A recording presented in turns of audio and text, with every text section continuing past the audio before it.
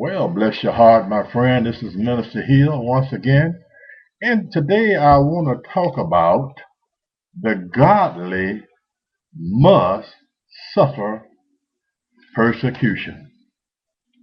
The godly must suffer persecution. Did you not know people will hate you and come against you when you say you are a Christian? Did you know that? Because many Christians have been caught in the act of adultery and fornication. They don't see a difference. The sinner don't see a difference in the Christian. They think Christians are hypocrites when they are caught in sin. People judge the outer appearance, but God looks on the heart. The Christian flesh is not saved. They will always desire sex just like the sinner. But it is the Christian's spirit that has been changed and born again. It is the spirit that will stand before God. But your flesh will return to the dust from whence it came. The sinner must realize that their flesh and spirit will be lost. Talking about the godly must suffer persecution.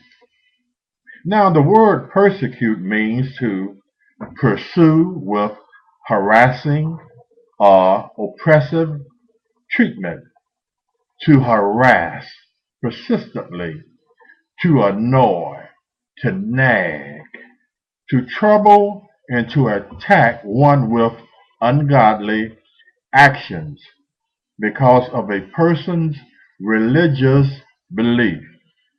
Jesus said, if they persecuted me, they will also persecute you.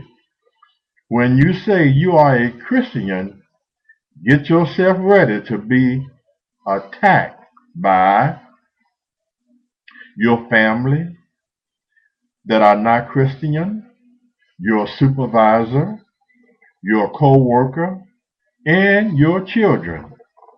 And the last person that you would think that would come against you is your spouse. Anytime a man of God suggests to his wife, honey, let us have Bible study. Now, this is a preacher man. He approaches his wife, honey, let us have Bible study in the home. And this man has been born again.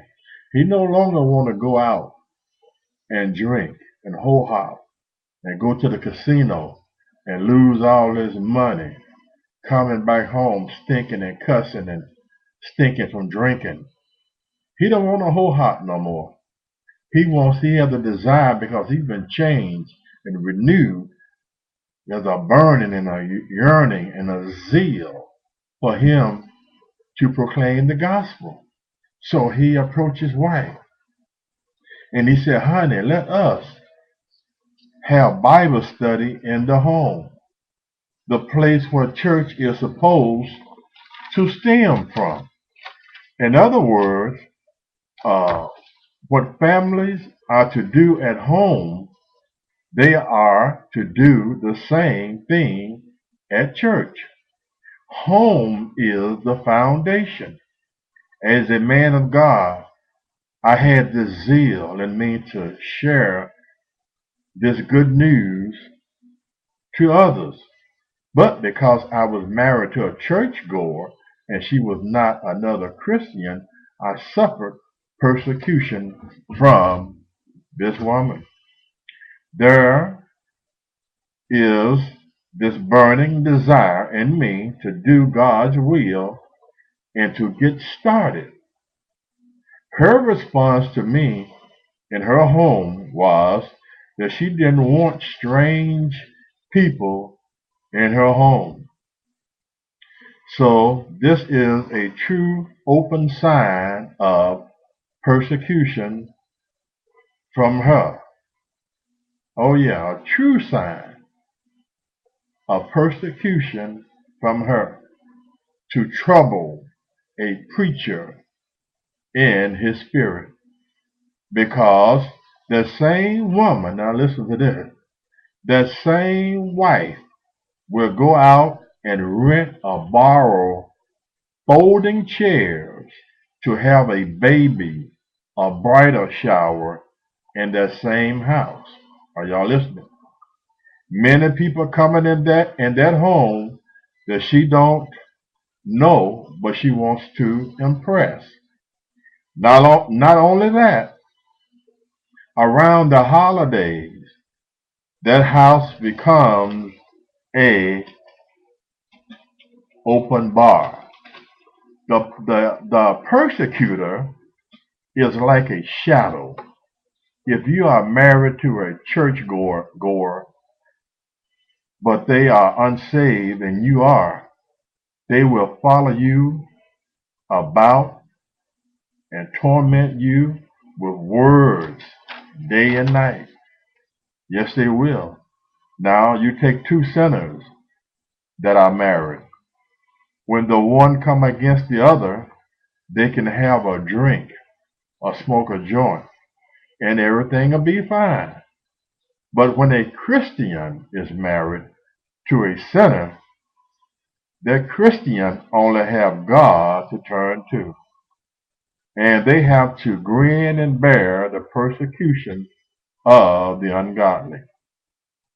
They have to learn because this person is in the church does not mean that church is in them. Did you get that? The Christian had to learn because the person that they married was in the church. They had to learn that church was not in them. Can I move on? Because by their fruits you shall know them, not by their church attendance. Talking about the godly must suffer persecution. So my own wife would not let me have Bible study in her home. And there was this burning zeal to teach others like I'm doing on YouTube. But at that time I wasn't on YouTube. So stumbling block was moved and God found another way. Hallelujah. So, uh, like I said, many people came into the house that she didn't know, to this baby shower, this bridal shower, whatever you want to call it. And she was trying to impress them. And like I say, not only that, around the holidays, the house becomes an open bar. Relatives and others are sipping on strong alcohol. The very same thing that God saved me from, now I am forced to watch her and others consume alcohol. When you put God on the back burner and you persecute his servant by hindering the word to come forth, but you allow ungodly activities to take place in that home could be lost in a tornado or a fire because that home does not have a hedge around it. Angels is a hedge. It does not have a hedge of protection around it because you are not glorifying God in that house. My God. So that house is subject, my friend, when a tornado comes, or to be blown away, or it's subject to catch a fire. A house like that where God is not always going to have problems. The furnace of this. We're going to part 2, talking about the godly must suffer persecution. Stay tuned.